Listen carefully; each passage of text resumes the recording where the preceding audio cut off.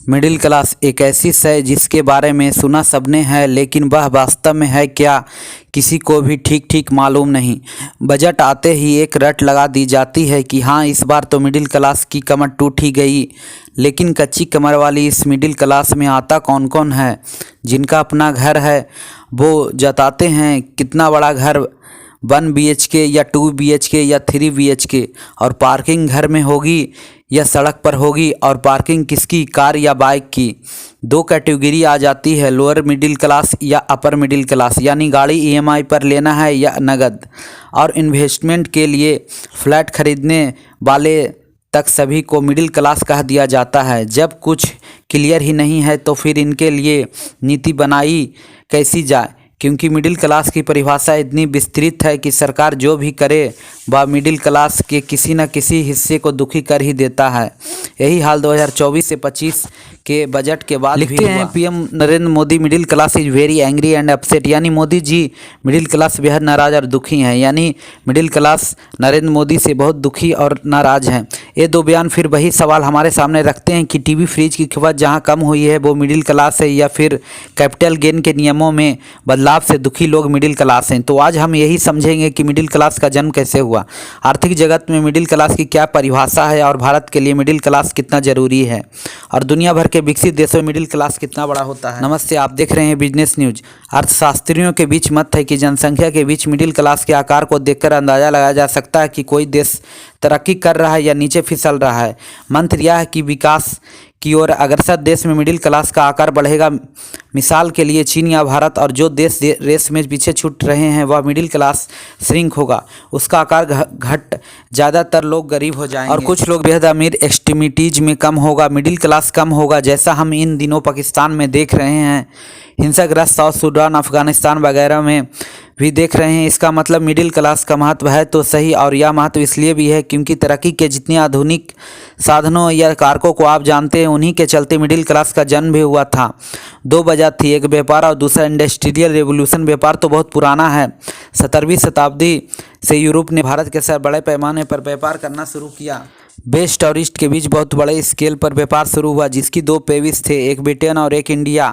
इससे यूरोप की सोसाइटी में 3 बड़े बदलाव हुए, फाइनेंशियल, पॉलिटिकल और सोशल। जब इस लेवल पर बिजनेस होगा तो पैसे का लेन देन, इसके अलावा मॉडर्न कंपनी बनाने का रास्ता खुला, जैसे ज्वाइन स्टॉक कंपनी। कंपनी बहुत पहले से चल रही है, लेकिन modern company, join stock companies, chartered companies, इनमें प्रोफेशनल तरीके से काम हुआ, जैसे बोर्ड ऑफ डायरेक्टर्स बैठे। इंग्लिश ईस्ट इंडिया कंपनी भी ऐसी ही एक मॉडर्न कंपनी थी, वेरी करप्ट बट थी। तो इन सभी चीज़ों से नए प्रोफेशन का जन्म हुआ, जैसे अकाउंटेंट, स्टॉक मार्केट ब्रोकर्स, और बैंकों में कई पोस्ट बनी, क्लर्क्स की। इसके साथ ही न्यायिक व्यवस्था में भी बड़े बदलाव देखने को मिले और मॉडर्न कोर्ट्स की नींव रखी गई। इससे यूरोप में एक नए क्लास का उदय हुआ। इससे पहले यूरोप में आमतौर पर 3 ही क्लासेस थी, चर्च जिससे क्लर्जी निकलती थी, राजा और उसके समन जहां से नोबिलिटी के लोग आते थे, और प्रजा सब्जेक्ट। लेकिन इसके बाद मिडिल क्लास का उदय होता है, जिसमें जजेस आते हैं, वकील हैं, टीचर हैं, व्यापारी हैं, बैंकर्स हैं, इन्वेस्टर्स हैं। माने ये राजा और उनके सामंतों जितने ताकतवर तो नहीं, लेकिन जो बाकी प्रजा है उनके कंपैरिजन में आर्थिक और सामाजिक रूप से यह ताकतवर भी थे। यह बात हुई इतिहास की। आप अब समझते हैं कि मिडिल क्लास की डिफिनीशन प्राइस, यानी people reserve research on Indians consumer economy, एक थिंक टैंक है जो हिंदुस्तान में सामाजिक और आर्थिक मोर्चे पर रिसर्च करती है और पॉलिसी के सुझाव देती है।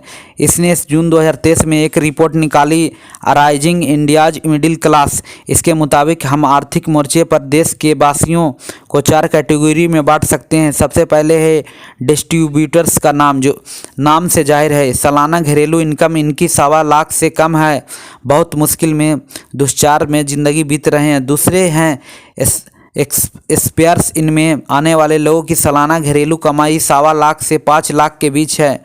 इसके बाद आते हैं मिडिल क्लास, इसमें लोअर मिडिल और अपर मिडिल क्लास शामिल हैं, जिनकी सालाना घरेलू आमदनी 5 लाख से 30 लाख के बीच में है। और इसके बाद आते हैं रिच, इस ग्रुप में सालाना घरेलू आमदनी 30 लाख के ऊपर होती है। 30 से ऊपर वो कितनी भी ज़्यादा हो सकती है। यह तो हुई डेफिनेशंस की बात। आप अब समझते हैं कि मिडिल क्लास का देश की इकोनॉमी में योगदान का क्या होता है। मिडिल क्लास की इंप्रेंटिस को समझने के लिए प्राइस की रिपोर्ट पर आप नज़र डाल दिए चीज़ें सिंप्लीफाई करने के लिए हमने डिस्ट्रीब्यूटर्स और एक्सपायर्स को क्लब किया। तब हमारे पास 3 कैटेगरी बचती है, लोअर क्लास जिसमें डिस्ट्रीब्यूटर्स और एक्सपायर्स दोनों हैं, मिडिल क्लास और तीसरा रिच। अब एक कंपैरिजन कीजिए, देश में लोअर क्लास की आबादी कितनी है। हमारे यहाँ 65% और देश की कुल आमदनी और खर्च में इनकी हिस्सेदारी है क्रमशः 27% और 35% और 27% कमाते हैं। 35% पर खर्च देश पर करते हैं। डिस्पेरेशियम यानी 50 है। वहीं रिच यानी वे लोग जिनकी सालाना घरेलू आमदनी 30 लाख से ऊपर है, उनकी संख्या सिर्फ 4% है, लेकिन इनकी आमदनी में हिस्सेदारी 23% पर है। डिस्पेरेशियम क्लास करता है यह आंकड़ा है ही मिडिल क्लास को देश के अहम बनाता है। कैसे, इसे समझने के लिए आप थोड़ा सा इकोनॉमिक्स पर गौर कीजिए।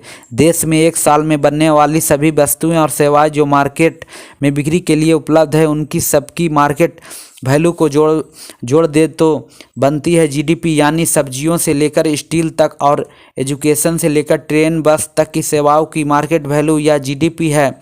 देश में कोई चीज़ तभी बनेगी जब उसकी खपत भी हो। इसी वजह से खपत का जीडीपी में सबसे बड़ा योगदान होता है। हमारे यहाँ प्राइवेट कंज्यूमर्स ऑटोमेटिक काम होगी और इसके नतीजे में बाज़ार में डिमांड नीचे आएगी।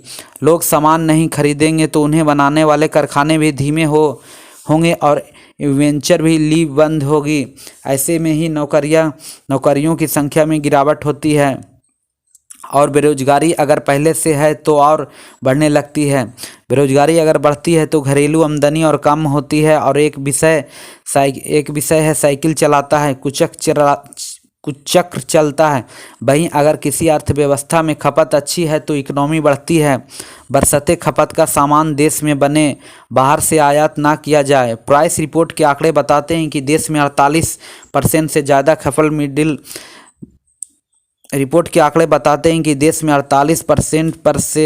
ज़्यादा खपत मिडिल क्लास करता है। यानी इकोनॉमी के इंजन चलाने के लिए मिडिल क्लास बेहद ज़रूरी है।